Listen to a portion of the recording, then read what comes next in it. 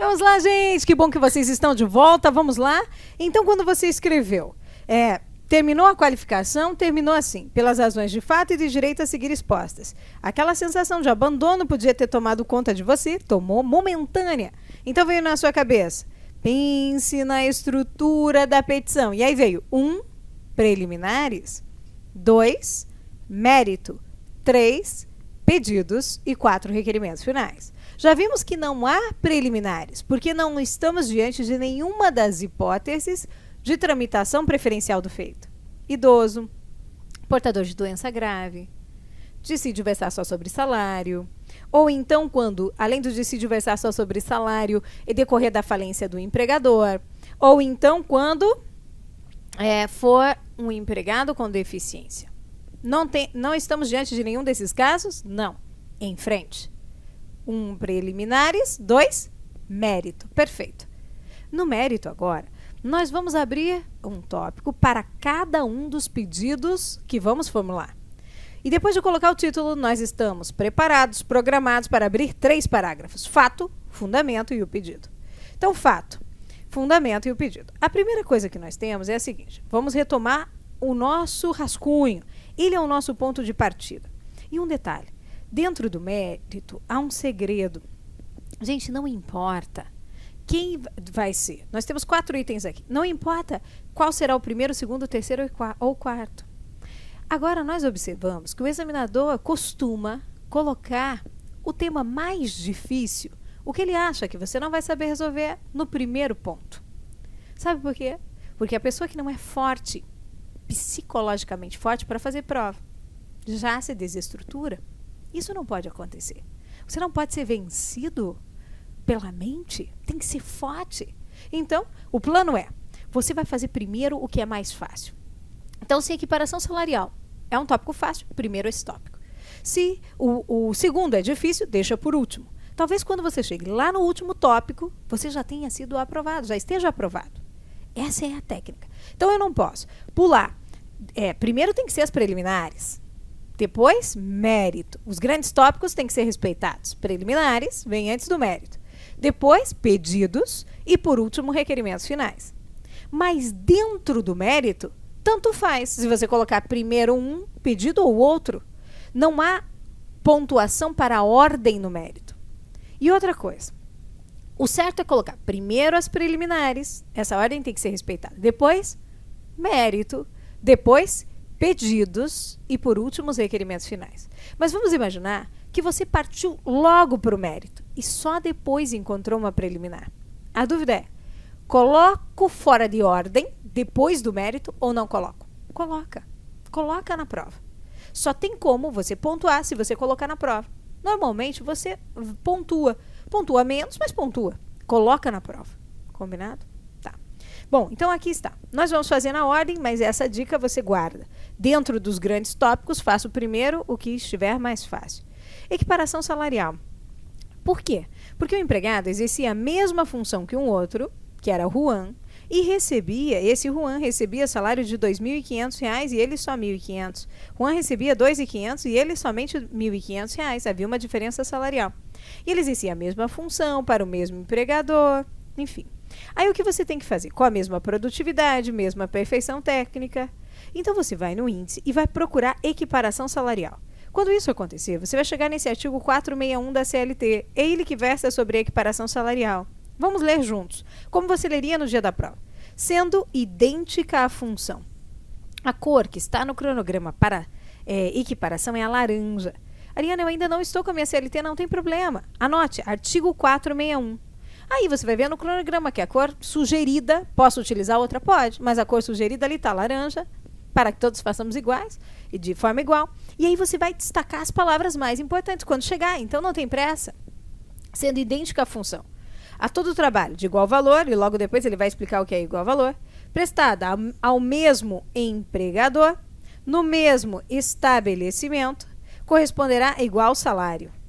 Certo? Então, nem preciso colocar igual salário. Então, a equiparação é devida para aqueles que exercem a mesma função, que têm trabalho de igual valor, prestado ao mesmo empregador, no mesmo estabelecimento. Aí o parágrafo 1º diz, trabalho de igual valor. Coloquei dentro de um quadrado, é como se você tivesse pintado. Para os efeitos desse capítulo, será o que for feito com igual produtividade, aí aqui eu posso circular assim, ó, igual produtividade e com a mesma perfeição técnica. É como se eu estivesse utilizando as cores e as formas para fazer um resumo. Igual valor, igual produtividade e perfeição técnica. Tá vendo que só de bater o olho nisso que está destacado eu posso ver? Entre, aí tem mais um detalhe, diferença de tempo de serviço para o mesmo empregador, cuja diferença de tempo de serviço para o mesmo empregador não seja superior a 4 anos e a diferença de tempo na função não seja superior a 2 anos. Então, há alguns requisitos para a equiparação. Ele tem que exercer a mesma função. A verdade é que cabe ao empregado demonstrar o exercício da mesma função para o mesmo empregador, no mesmo estabelecimento. Pronto. É isso que cabe ao empregado. Se o empregador quiser alegar que ele não tinha a mesma produtividade, não tinha a mesma perfeição técnica, que havia diferença de tempo do serviço, superior a 4 anos, ou então na função superior a 2 anos, ele que vai ter que provar, porque são fatos que impedem a equiparação. Mas você pode destacar de antemão a presença de todos eles, não é? Pronto, encontrou o fundamento? Ele tem o direito de receber o mesmo que o outro empregado, Juan? Tem. Então há uma diferença de R$1.000 por mês para ele, não é? Então vem. Dentro desse contexto, nós vamos abrir o tópico. Mérito. Rente à margem. 01, equiparação salarial. Vamos, para iniciar cada parágrafo, dar o espaço equivalente a uma tampa de caneta Bic, ou seja, sempre o mesmo. É como se esse o reclamante iniciasse a partir daqui. No meu slide, ele centraliza, ele justifica, mas você já sabe que nós vamos combinar assim, rente à margem, todos os títulos, e para iniciar cada um dos parágrafos, um espaço equivalente a uma tampa de caneta Bic. Vai ficar bem bonito. O reclamante foi... abri o título. Quando eu abro o título, você sabe exatamente o que tem aqui, sem ler. Você sabe? Sabe. É o fato. Da onde que eu tirei o fato? Da proposta. Vou escrever exatamente o que tinha ali. O reclamante foi contratado no mesmo dia que o Juan, para exercer a mesma função, na mesma filial, com a mesma produtividade e perfeição técnica. Porém, enquanto um recebia 1.500, o seu colega recebia salário de 2.500 por mês. Apoiado no que havia na proposta, eu fiz o primeiro parágrafo. Ficou claro? Ficou. Eu não tenho por que trocar as palavras aqui. Eu me apoio na proposta e trago o fato. Agora, o que está escrito no segundo parágrafo? Fato, fundamento. Então, você vai trazer o fundamento. Agora, você está com o artigo 461, caput, parágrafo 1º aberto. Nos termos do artigo 461, caput, parágrafo 1º, só que veja, você começou um novo parágrafo, certo? Então, deixou o espaço equivalente a uma tampa de caneta Bic, o mesmo espaço que deixou para iniciar o parágrafo acima e veio. Nos termos do artigo 461, caput, parágrafo 1º da CLT, é devido o mesmo salário aos empregados que exerçam a mesma função, para o mesmo empregador, no mesmo estabelecimento, com a mesma produtividade e perfeição técnica, entre pessoas cuja diferença de tempo de serviço para o mesmo empregador não seja superior a 4 anos e a diferença de tempo na função não seja superior a 2? Ficou ou não ficou bom? Fato da proposta. Fundamento apoiado no artigo. Fundamento, faz o pedido. A sua cabeça não deixará você sair daqui sem ele. Faz o pedido. Diante do exposto, requer. Requer o quê? A condenação da reclamada ao pagamento das diferenças salariais, bem como dos reflexos nas verbas contratuais e resilitórias. Fato, fundamento, faz o pedido. Gente, salário tem que estar anotado na CTPS. Por isso é que você vai requerer a retificação da CTPS. Salário, e inclusive gorjetas, salário, gorjeta, salário utilidade, a função, a data de entrada, a data de saída, tudo isso tem que ser anotado. Mas vamos imaginar que você tenha dúvida na hora da prova. Há um artigo que vai dizer o que tem que estar na carteira. E se você pediu algo relacionado a esses, salário, função, data de entrada, data de saída, você vai pedir a retificação da CTPS. Mas para saber se você tiver dúvida na hora da prova, você vai recorrer a um artigo 29, parágrafo 1º da CLT.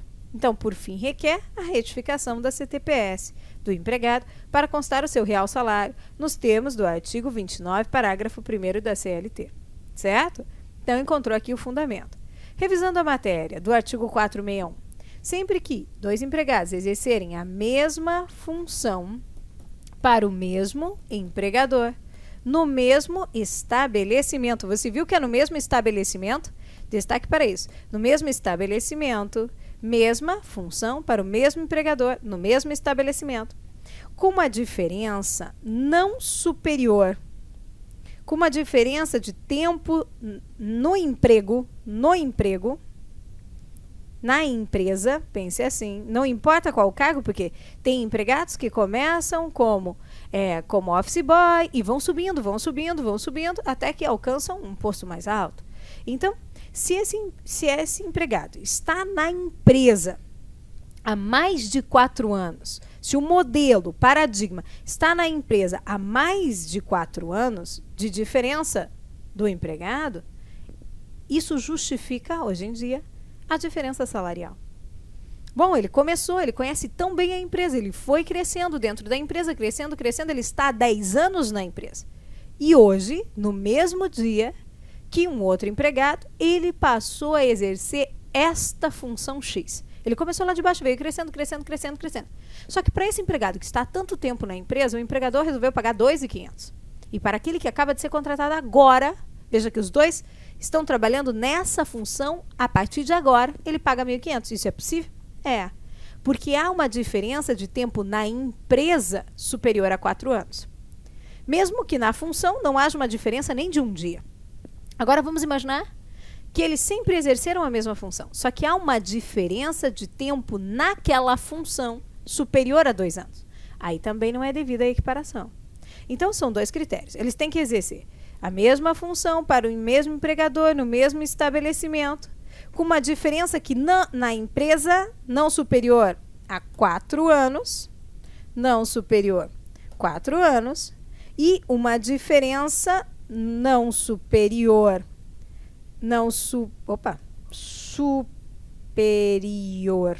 agora na função há 2 anos.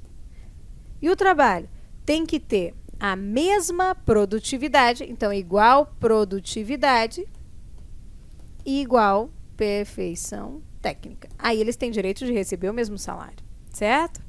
Ótimo. E tem mais um critério, gente. Eles têm que prestar os serviços simultaneamente, certo? Então, se o cargo se tornar vago em definitivo e outro empregado for contratado para trabalhar no seu lugar, não tem direito de receber aquilo que você recebia antes. Não. Então, tem um empregado e ele está colocando o olho no seu cargo, ele quer o seu cargo, e ele faz de tudo para ficar na sua função, porque ele quer o seu salário, verdadeiramente é isso. Ele não quer todo o trabalho que você tinha, ele quer o seu salário. Aí o empregador se dá conta de que pode mandar você embora porque ele pode assumir a sua função. Só que quando ele assumir a função, para ele o empregador paga menos. Isso é possível? É, porque se não há simultaneidade, não há obrigatoriedade de pagamento do mesmo salário. Cuidado com isso, tá bom? E vamos em frente. Agora vamos lá no rascunho para a melhor parte, que é riscar o tópico que você já fez. Sinta a emoção, comemore suas pequenas vitórias. Pronto, segundo, vamos dentro do mérito para o desconto. Ele faltou um dia de trabalho para comparecer na Justiça do Trabalho como parte. Será que o empregador podia ter descontado esse único dia que ele faltou ao trabalho para comparecer na Justiça do Trabalho como parte? Você tem que procurar. Tem um artigo que é o artigo 473 da CLT, que merece destaque. O empregado poderá deixar de comparecer ao serviço sem prejuízo do salário. Olha, poderá deixar de comparecer ao serviço. Esse é um artigo que tem que ser tranquilo de achar para você. Porque há muitas situações aqui em que o empregado pode faltar sem ter prejuízo do salário, que podem ser cobradas na prova. Então está aqui o inciso 8º. Pelo tempo que se fizer necessário quando tiver que comparecer a juízo. E esse quando tiver que comparecer a juízo é como testemunha ou como parte. E aí o TST deixou isso muito claro nessa súmula 155 do TST. As horas que o empregado falta ao serviço para comparecimento necessário como parte, a Justiça do Trabalho não serão descontadas dos seus salários. Então, aqui tem uma remissão possível.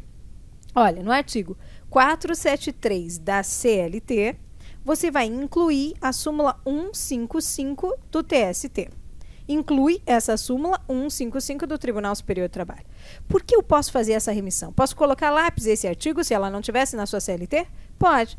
Gente, muitas remissões, vocês vão pensar e nós vamos sugerir outras tantas aqui na aula. E quando elas forem surgindo, você sabe que você pode fazer remissões, o examinador permitiu a lápis ou a caneta. Qual é a regra? É muito simples. A não ser que você queira fazer ou cometer alguma ilegalidade. Nós não gostamos de ilegalidades. Você tem que se fazer a seguinte pergunta. Sobre o que se refere esse artigo? Ele se refere a poder faltar no trabalho sem sofrer nenhum desconto. A que se refere essa súmula 155? Se refere a faltar no trabalho para comparecer à Justiça do Trabalho como parte, sem sofrer nenhum desconto. Se referem à mesma coisa, então eu posso fazer a remissão. Se a resposta é a que se refere, as respostas coincidem, a remissão é possível. É simples assim.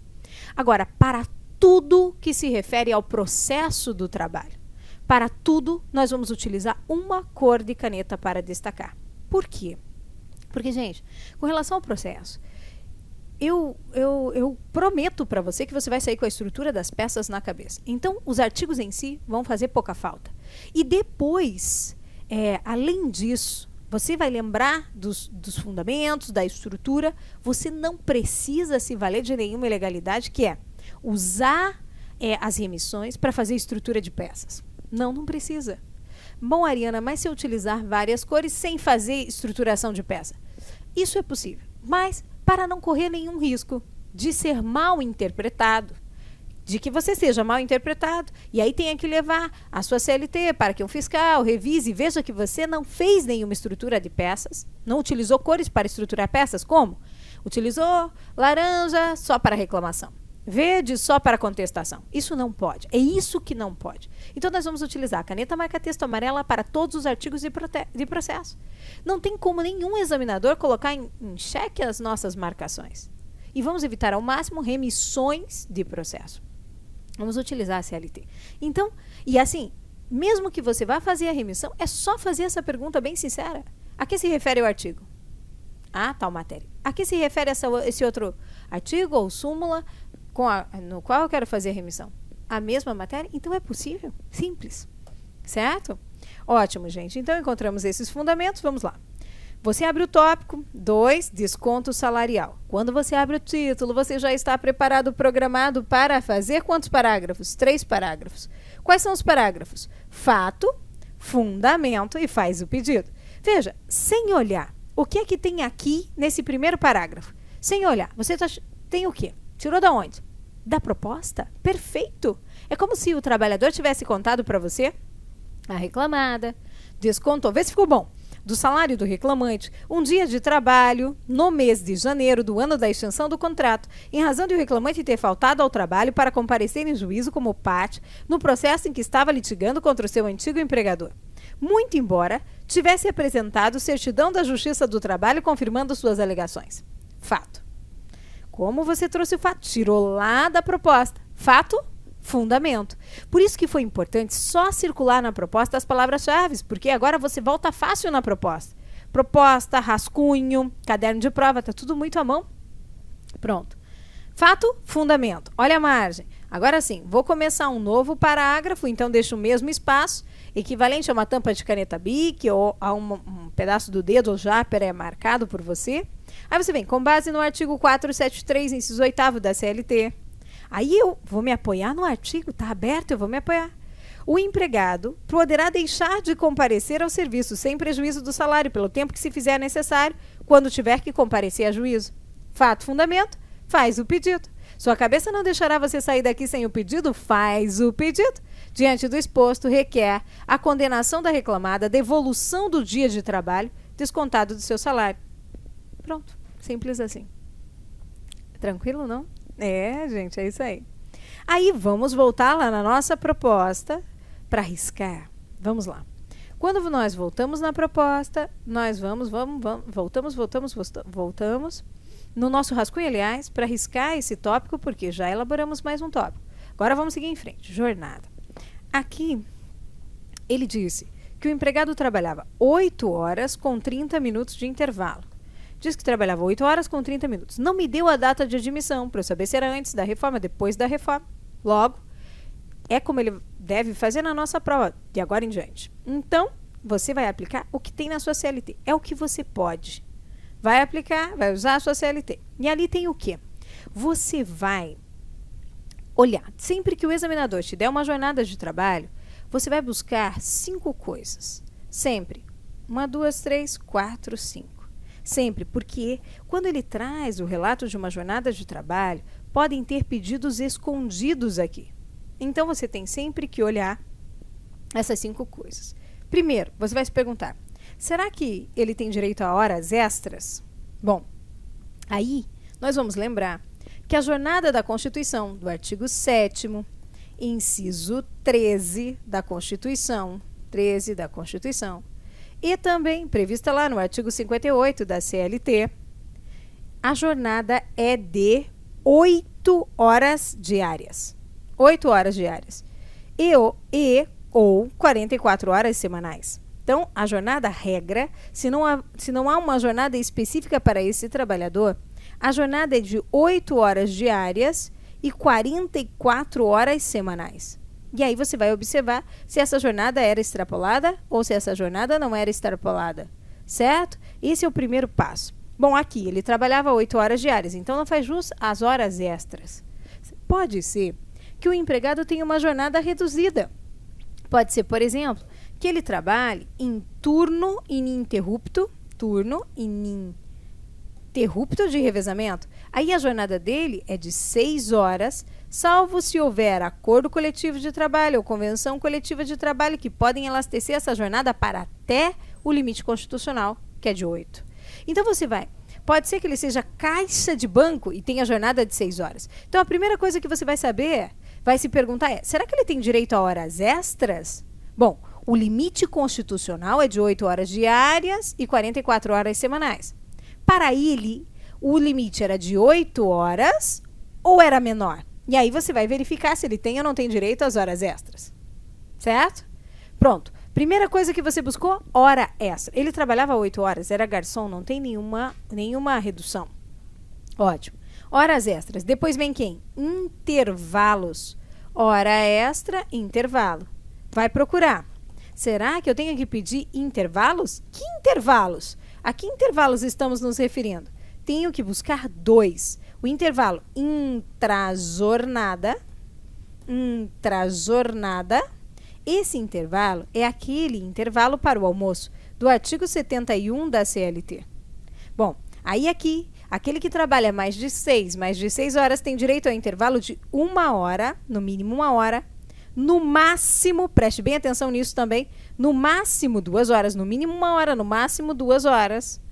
E se esse intervalo de no mínimo 1 hora, no máximo 2 horas não for respeitado para aquele que trabalha mais de 6 horas, conclusão, eu vou pedir o período suprimido, ou então o período reduzido, depois da reforma trabalhista. Suprimido ou reduzido, certo?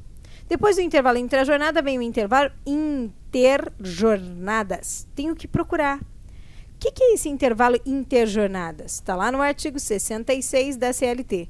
Entre uma jornada de trabalho e outra, tem que decorrer um intervalo mínimo de 11 horas. Então, quando ele termina o intervalo de segunda para terça, então terminou o trabalho na segunda até o início do término do trabalho na segunda, até o início do trabalho na terça-feira, tem que decorrer um intervalo mínimo de 11 horas, interjornadas, certo? Entre uma jornada de trabalho e outra. E, às vezes, ele só dá o horário de trabalho para você, e aí você tem que procurar. Nesse caso, você também vai pedir o que faltar para completar esse intervalo de 11 horas. Então, a primeira coisa, quando você olha uma jornada, você procura horas extras. Depois, intervalo, intrajornada, interjornadas, certo? Procurou o intervalo. Depois que você procura os intervalos, vem o terceiro. Você vai buscar, vai verificar se ele usufruía ou não usufruía, 3, do descanso semanal remunerado, que é preferencialmente aos domingos. Descanso semanal remunerado. Depois, 4. você vai verificar se ele tinha um intervalo de no mínimo 35 horas entre uma jornada de trabalho, parou de trabalhar um dia, então término de uma jornada e o início de outra jornada, quando, então início de outra, término de uma, início de outra jornada de trabalho, quando no meio tiver o dia de descanso semanal remunerado. Certo? E o último. Então, por exemplo, o trabalhador parou de trabalhar no sábado. Vai voltar na segunda-feira. Vai folgar no domingo. O domingo não são 24 horas? O dia de domingo não é um dia inteiro de descanso semanal remunerado, 24 horas? Mais os 11 de intervalo entre uma jornada e outra. 24 mais 11, 35. Então, entre uma jornada de trabalho inocente que ele te deu de sábado, até o início da outra jornada, na segunda-feira, quando no meio houver o descanso semanal remunerado, tem que decorrer um intervalo mínimo de 24 horas do DSR, mais 11 do intervalo entre uma jornada e outra. Então, dá 35 horas. Esse intervalo foi observado? Se não, o que faltar para completar as 35 horas, você tem que pedir como horas extras. E por fim, tem quem? Tem o adicional noturno. Então, quando o empregado trabalhar depois das 22 e até as 5, nós temos que pedir o adicional noturno do artigo 73 da CLT. Então, olha, toda vez na vida que você estiver vendo uma jornada de trabalho, você vai procurar 5 coisas. Há outros pedidos relacionados com a jornada, mas aí o examinador, ele dá detalhes sobre aviso, prontidão, ele vai dar detalhes para você. Agora, aqui ele só não vai dar, aqui ele não vai dar detalhes. Ele vai dizer, o empregado trabalhava de segunda a sábado de tal a tal hora. Só. Sábado trabalhava até tal hora e voltava na segunda, usufruindo tanto de intervalo. Ele só vai dizer isso e você tem que procurar 5 coisas. Quais são as 5 coisas? Hora extra. Será que ele extrapolava a 8ª?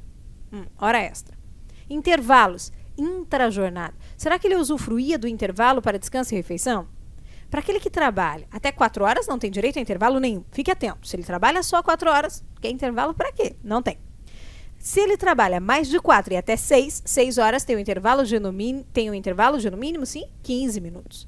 E se ele trabalha mais de 6, tem um intervalo de no mínimo 1 hora e fique atento, no máximo 2. Então pode ser que tenha 2? Pode. Se esses intervalos não eram observados, então ele vai ter direito ao que falta para completar esses períodos de intervalo, certo?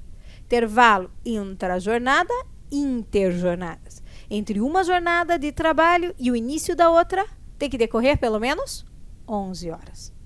Então já foi. Horas extras, intervalo intrajornada, interjornadas. Agora, DSR. Esse empregado trabalhava de segunda a segunda? Não, então eu tenho que pedir o descanso semanal remunerado. Depois, tem que haver.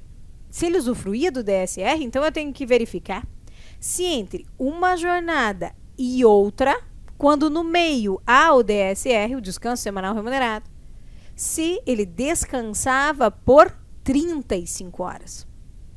Se sim, bem. Se não, pedir a diferença. E por último, adicional noturno. Então, vou procurar o quê? Vou procurar horas extras, vou procurar intervalo intrajornada, interjornadas, vou procurar descanso semanal remunerado, vou procurar, além do descanso semanal remunerado, também o intervalo de 35 horas e vou procurar, por último, o adicional noturno. Merece ou não merece um post-it? Isso aqui para você pregar num lugar bem visível e todo dia que você falar para você mesmo, bom dia, você olha, toda vez que for uma reclamação e tiver uma jornada de trabalho descrita, eu vou lembrar desses 5 itens, porque aí nada vai passar desapercebido.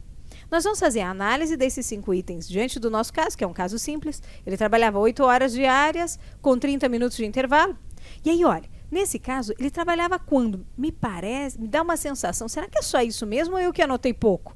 Aí eu volto lá na proposta. E não vou ter dificuldade de encontrar, porque você destacou a jornada. Colocou 8 horas diárias com 30 minutos. Ele trabalhava de segunda a sexta-feira. Esse dado estava faltando. De segunda a sexta-feira, das 8 a 8 horas diárias com 30 minutos de intervalo. Segunda a sexta-feira. Aí sim, agora no nosso próximo e último bloco, nós vamos verificar essas 5 coisas, para então ver quais são os pedidos que nós temos que formular no nosso caso, certo? Eu espero vocês. Último bloco. Aperta o play. Já estou esperando vocês. Segue o plano. Vamos seguir o plano?